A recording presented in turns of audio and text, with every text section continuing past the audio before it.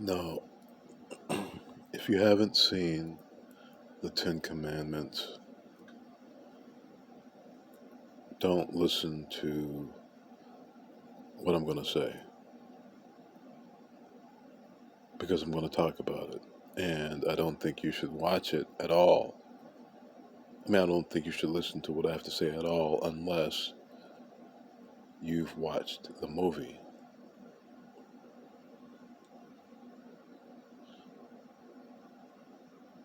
Well,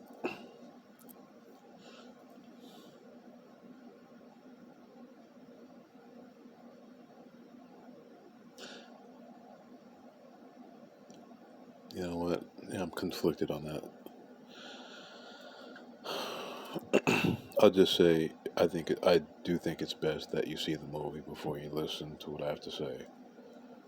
That is, if you plan on, well, especially if you plan on watching the movie. Well, you know what? Okay. If you're able to watch it, I suggest that you watch it first. If you're able. If you're not able, then I'm just letting you know I'm going to talk about the movie. So I can't stand, well, I don't want to say I can't stand, but I don't like at all when people tell me anything about a movie. So, all right, now I'm going to get into it. Here's the good that I liked about the movie. First of all, I must say I started watching it late. I watched it around the 30-minute mark. That's when I started watching it, around the 30-minute mark on television. So, um, who knows how long it would have been if it was on the movie. Well, in movie form, just straight movie form without commercials. So I'll say this much: where I started from was where Moses, Ramses, and the king, I forgot his name. I think it's Set or something like that. Seti, or I don't remember his name, but uh, Ramses accused. Well, Ramses, I guess, spread rumors to the king that he was concerned that Moses was doing stuff behind his back so that he could get favor with the people. And then the king finds out that that's not what he was doing at all. And the king ends up like feeling really good about Moses and kind of gives Ramses a tongue lashing. So that's where I start. That's actually I started a little bit before that. I started when he was talking about. Yes, I. That's where I started. Where he when he was talking about what he was doing and how he couldn't see him because he was busy and all that.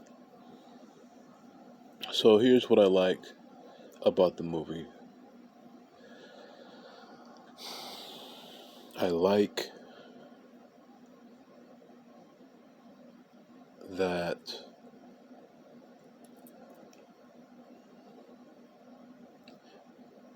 Moses was in a high position as far as power and resources.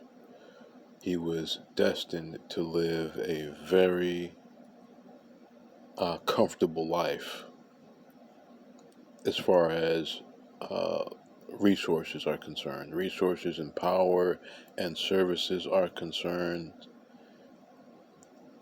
He would have had more comfort than probably anybody. But to, he chose knowledge and he chose truth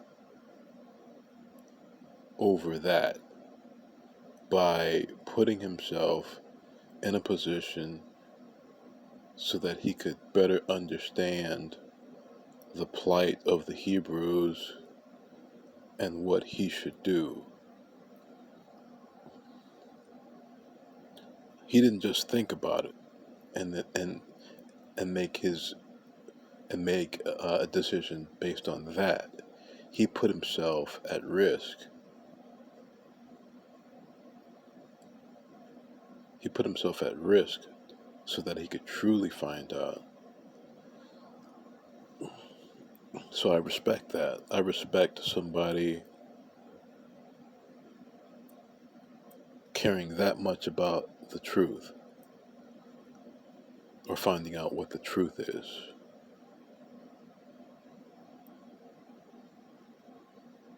Putting himself in a position where he's literally suffering along with everybody else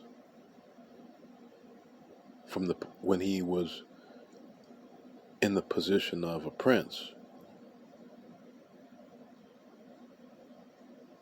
I mean, that's a pretty high level to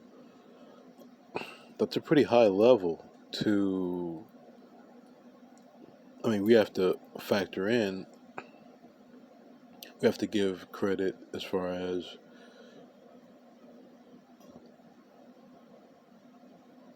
it's more of a sacrifice, or there's more like the more resistance. I'm gonna say it. It's like the higher you are, the harder you fall, or the harder you can fall, or the more painful it is, or the more painful it can be if you're in a low position. As far as comforts are concerned, here's somebody who was getting pampered as far as having, like, I mean, whatever that he wanted, he could have had. Didn't have to work. And he went from that to being a slave just to find out the truth. So to me, that deserves credit, a lot of credit. So I admire that. So anyway,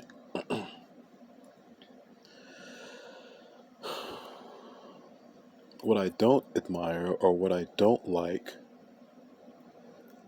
which I felt like I needed to talk about, is,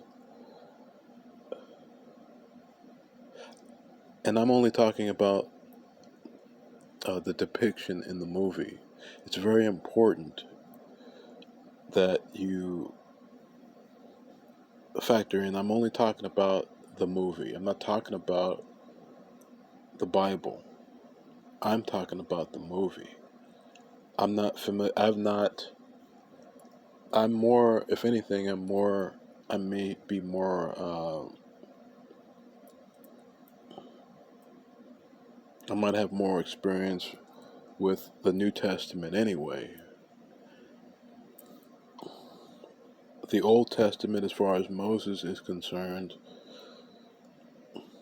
I didn't do a lot of, well, I didn't read a lot of that. So this is going to be one of the first times I can remember where I watched the movie, and after I watched the movie, I wanted to read the book, because I want to see how much of what I saw in the movie is biblically accurate. But anyway, again, everything I'm saying is based on my critique of the movie starring Charlton Heston. So what I didn't like about his portrayal of Moses, well, there are a few figures I didn't really care for, two or three, but I'll mainly focus on two, because they are the main characters in the movie.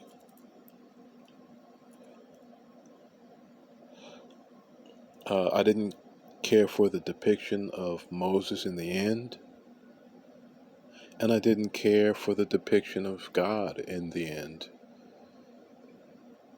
I didn't.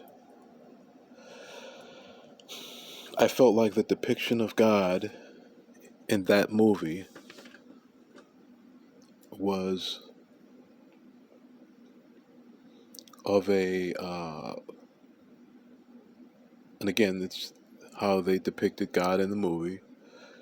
I feel like God was depicted as well, God to me in that movie, as depicted in that movie, comes across to me as a powerful bully. And it seemed to me that Moses seemed nicer and more reasonable and easier to talk to before he met the burning bush or before he went to the mountain.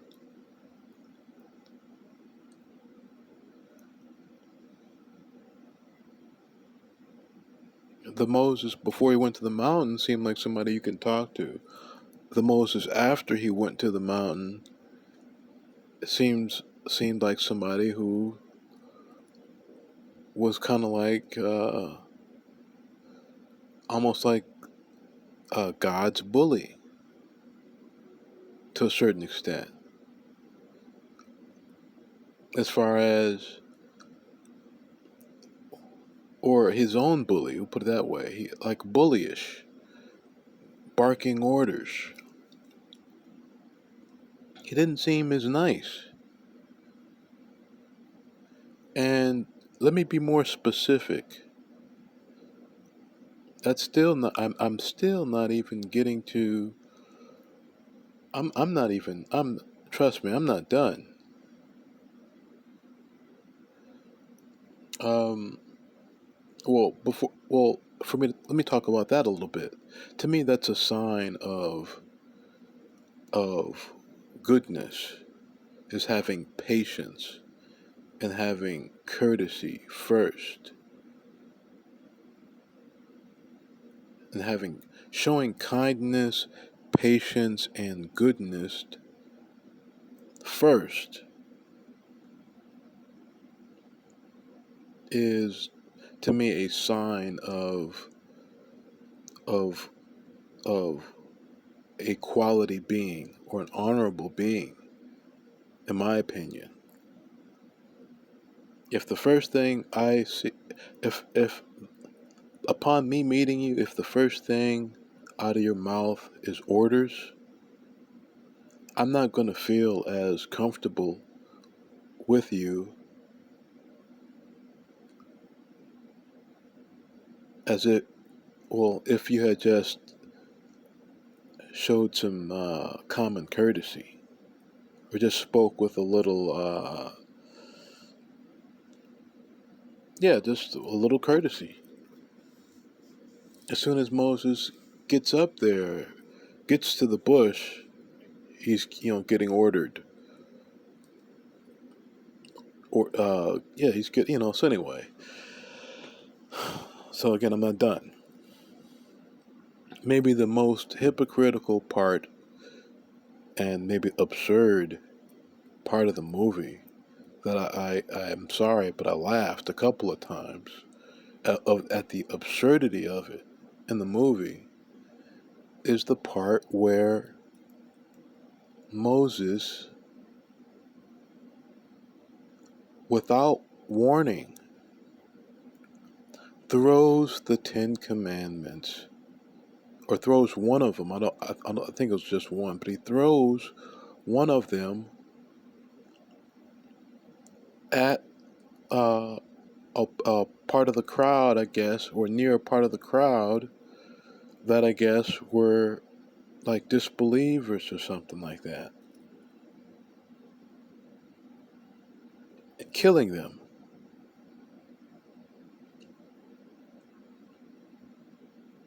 So essentially, he just killed them without warning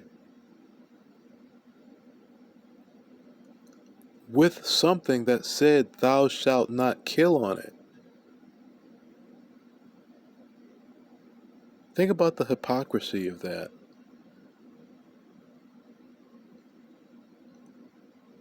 Of that depiction. Again, I'm not saying that this happened. I'm saying this is what I saw in the movie, and I'm just telling you how I felt about it.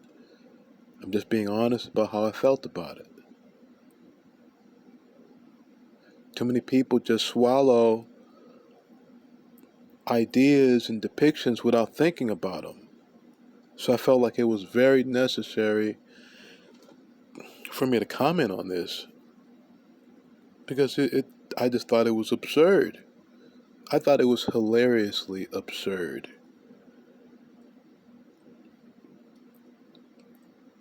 Moses goes to the mountain because he needed answers. He didn't have answers beforehand. He didn't have a whole lot of answers beforehand. That's why he went to the mountain in the first place. So then when he comes back down, he's got this energy and attitude as if everybody uh, was just supposed to already know the stuff he just learned.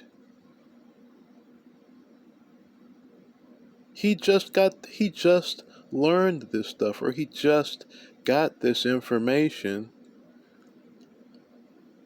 yet he's got this attitude and tone as if these people are just supposed to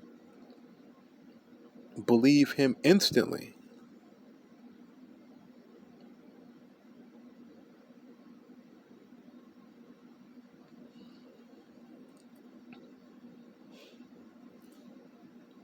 And then without warning,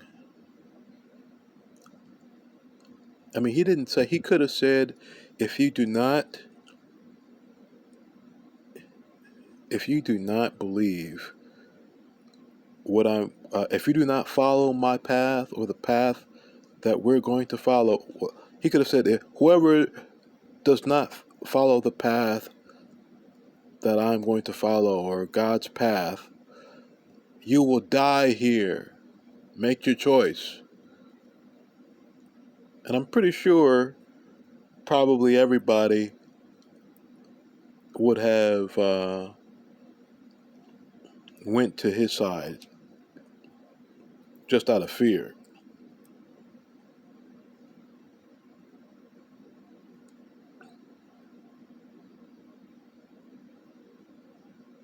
But he didn't do that. He just pretty much said, make your choice of who do you want to follow. And then he says, you will die. Something, I'm paraphrasing, he says something like, you will die by the word, or something like that. You will die by the word of God, or something like that. And then takes the stones that say, thou shalt not kill, and kills with them. Because they didn't accept or understand what he just got through learning. So, in my opinion, I feel like it's like, what is the moral of the movie? It's like, how do you use, to me, I don't know, I almost feel like,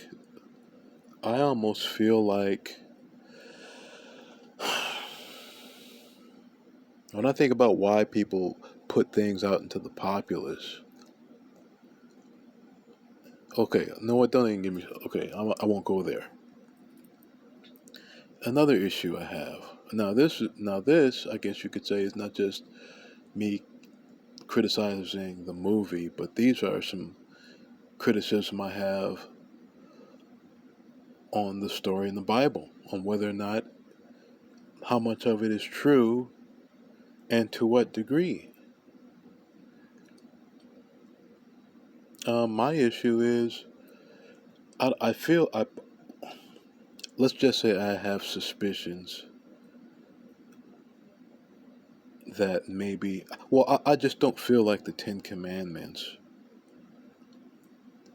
were the best that God could do, or the best that a creator could do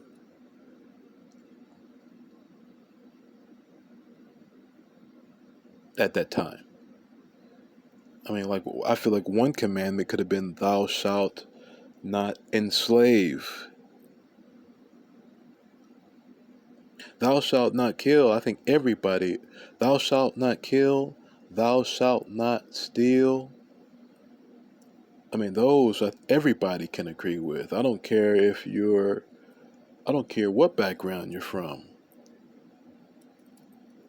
Even if you're in organized crime, I mean, at least they don't steal from each other.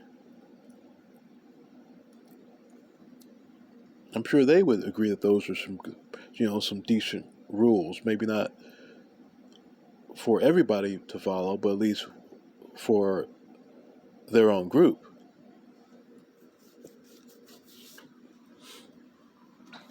At least within their, well, you know what? Don't get me started on that. That's a long story in itself. But anyway, so thou shalt not kill, thou shalt not steal. Those are great ones. Thou shalt. I feel like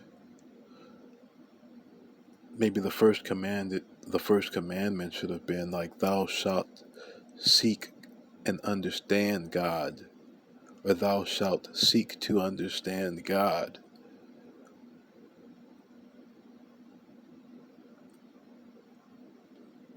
Because if you don't know God, how are you going to worship God properly if you don't understand what God is and what God is about?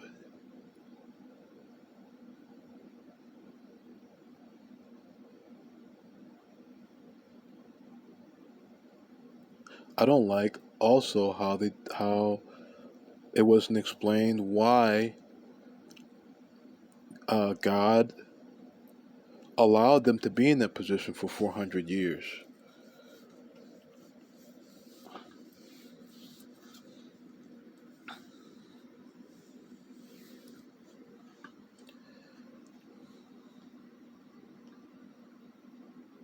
But I mean, that would have been a good one to hear. When Moses, I think he brought it up to the bush, like, why have you allowed this? And I don't believe the burning bush gave a very like thorough explanation. Like, because they I think a great explanation would have been like, because none of them sought God, or none of them sought to understand uh uh none of them sought God like you. I think that would have been a great thing, like a great reply. None of them sought God like you.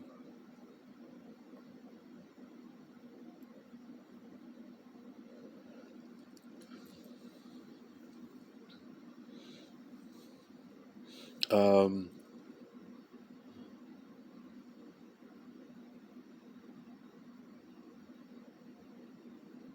I won't. I don't know if I want to go too much deeper into that, because I mean, I'll just say I feel like the commandments could have been a little bit better. Like the as far as adultery, I think that's a good one. Thou shalt not commit adultery. I think that's a good one. That's maybe a hard one to follow for a lot of people, but I still think it's overall a good one. I think most people would agree that that's a good one. As far as I mean, that's a deep form of deception, and like the most hurtful deception, which breaks apart families and destroys social cohesion, or makes it just or makes coming together as beings more complicated,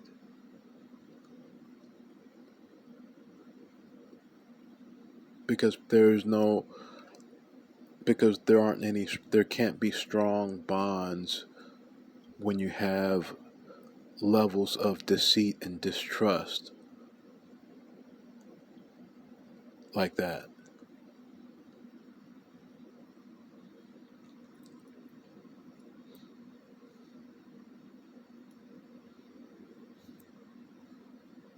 I feel like a nice commandment would have been something like, like thou shalt not abuse children, or thou shalt not abuse thy neighbor, or thou shalt not abuse one another. That's real general. Thou shalt not abuse one another.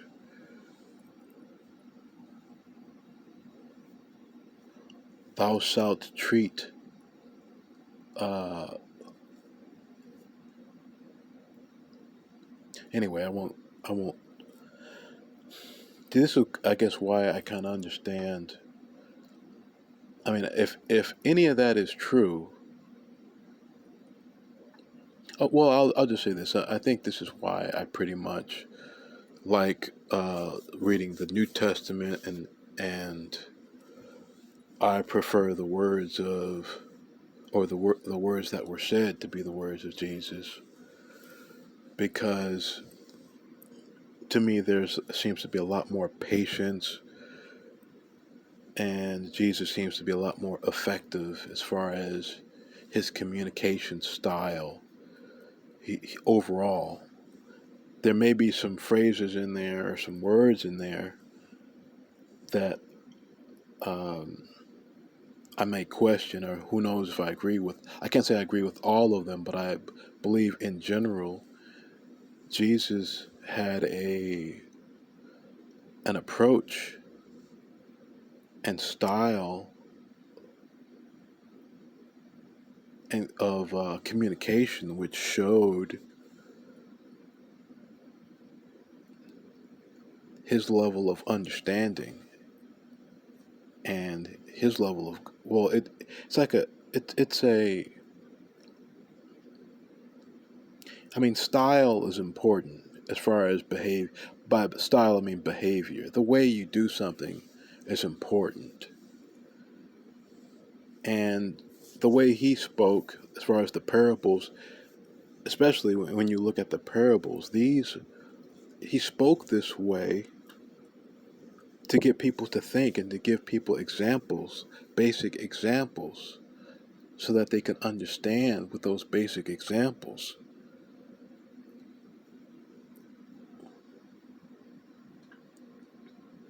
But I mean, the depiction of Moses in that movie was just like him and God are just like order givers, and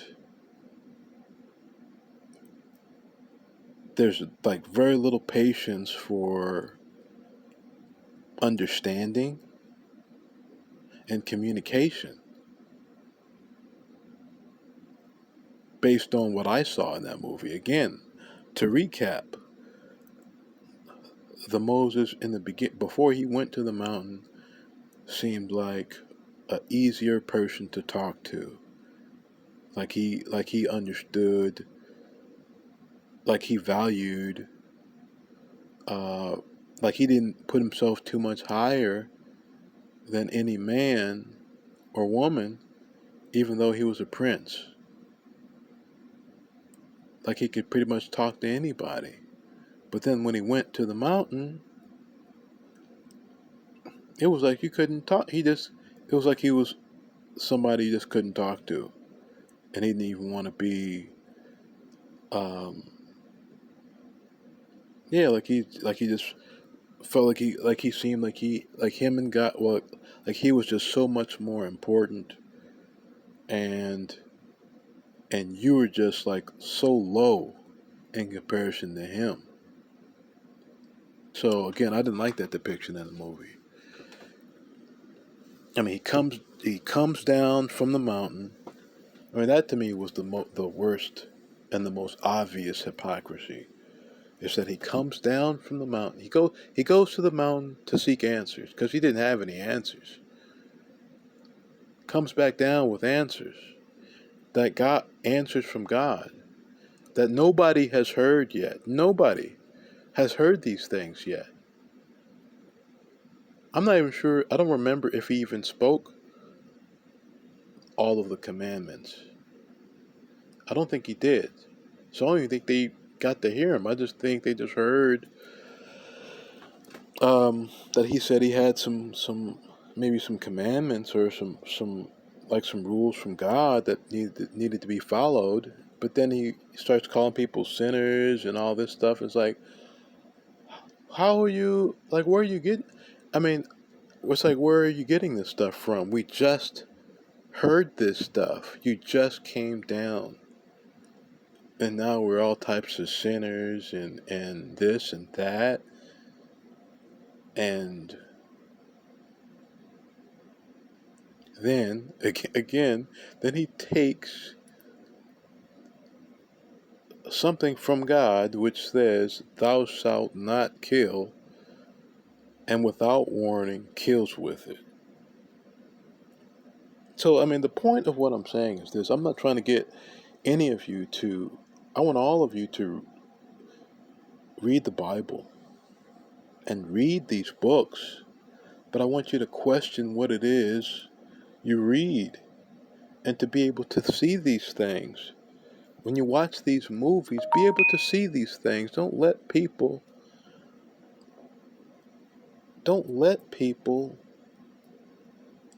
I mean, now I have to spend some time reading the Bible, reading about Moses to see what it actually said and to see if like how much of the Ten Commandments that movie was accurate.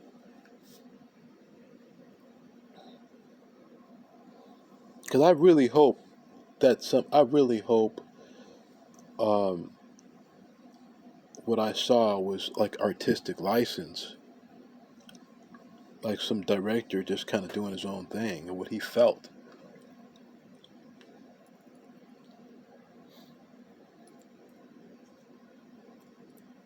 So again, I hope this wasn't too distressing to anybody, especially if you're Christian or Jewish.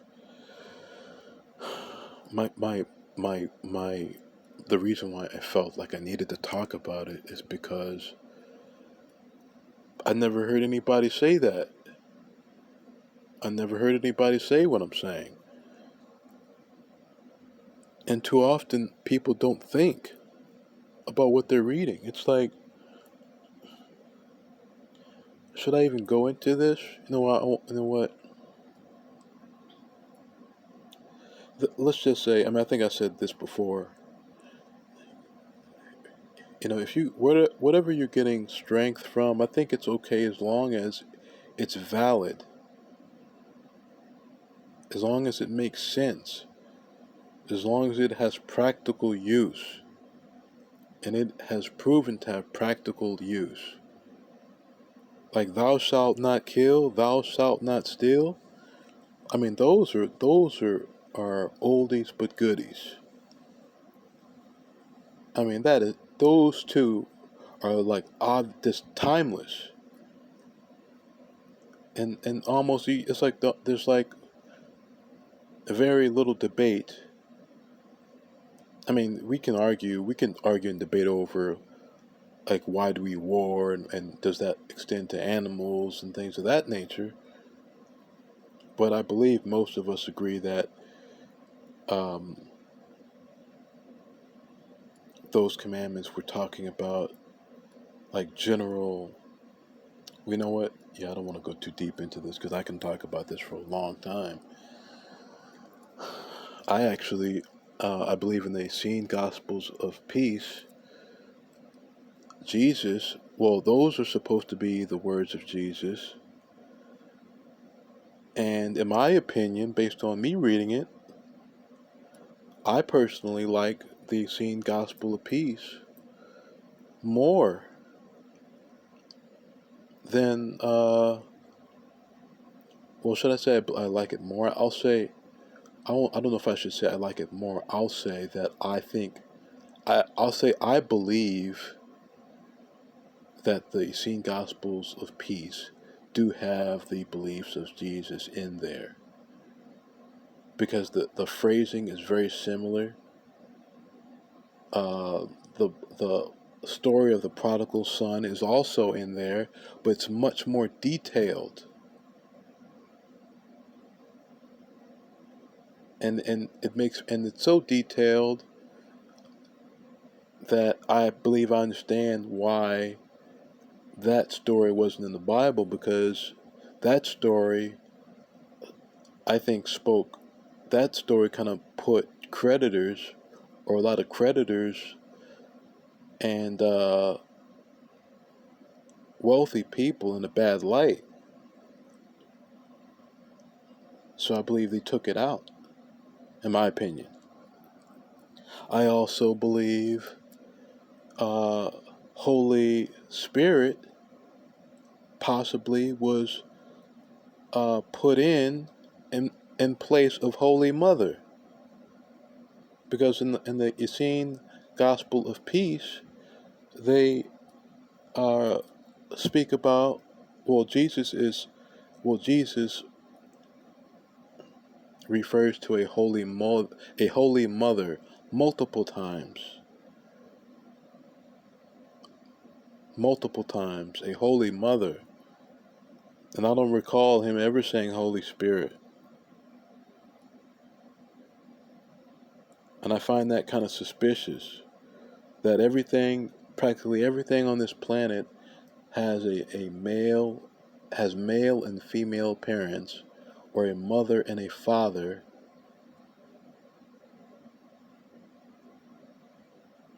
Why is there a Holy Father without a Holy Mother?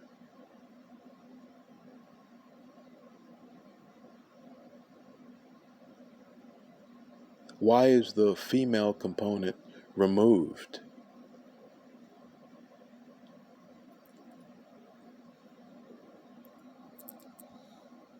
That's suspicious to me. Also, in the Essene Gospel of Peace, Jesus, I believe he specifically talks about not killing anything. I may be slightly wrong on that, but I'm pretty sure he talks about not killing anything.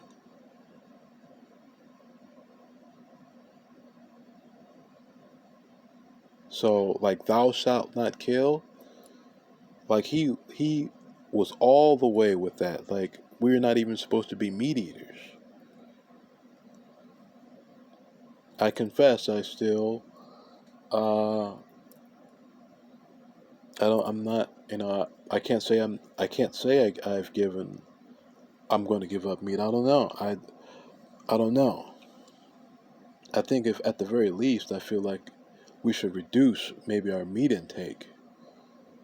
And at the very least, we should be reducing our meat intake, and just kind of use meat almost like a type of last resort medicine.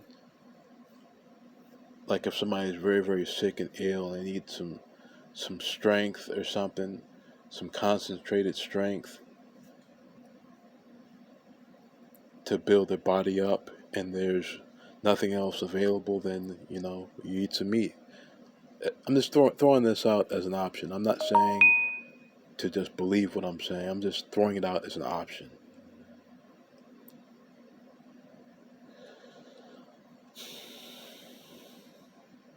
Also, what else? And I also feel like meat should be. I mean, if we're going to be killing animals for food, we should be taking very good care of them. They should not be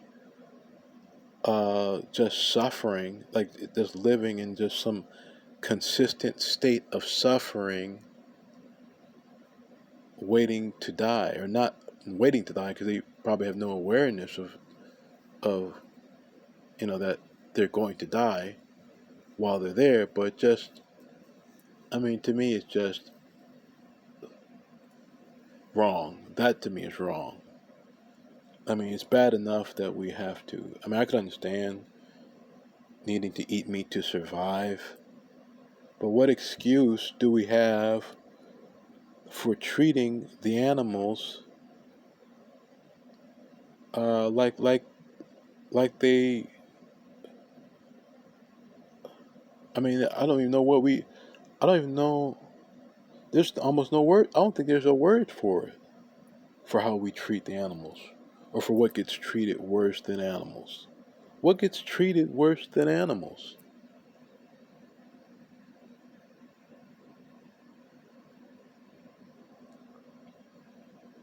But to me, it's unnecessarily cruel. And to me, it's not a sign. I don't think it's a sign that we're very good if we're not looking for some better alternatives. I can somewhat agree with with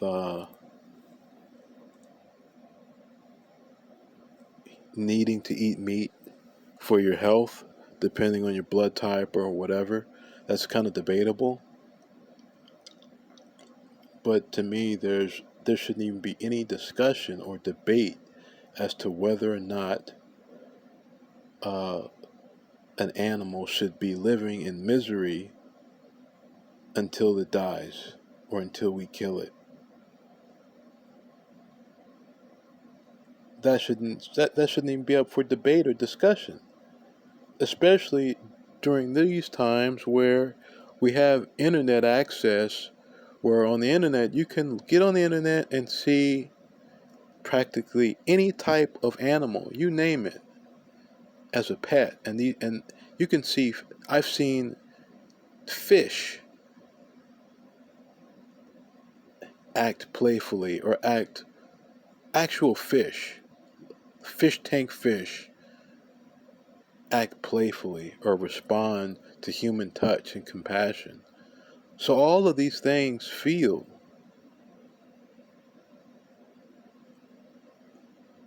and even if you haven't seen one of them as a pet, I mean, we know that these things feel some degree of fear because of how most things run. How most things run away from you if you're bigger than it. I think most of us can agree that's a sign of fear. I don't think they're running away for joy.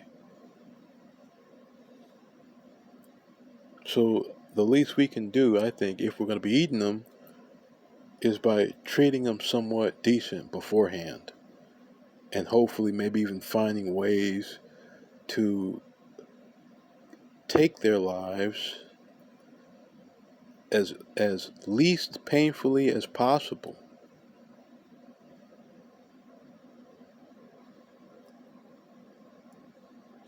I didn't mean to really go into all this, but I just wanted to talk about how I felt about the Ten Commandment movie, but it kind of went in this direction. So anyway, I guess I've said enough. Just take the good from what you see. Take the good from whatever it is you can see good in, and if you're unsure about it, leave it or put it or throw it off into the closet. Store it in your mental garage until you have time to take another look at it. Maybe you might need it, or maybe you will want to consider it or use it later on. But if it doesn't make sense, don't adopt it. Don't accept it, and don't spread it.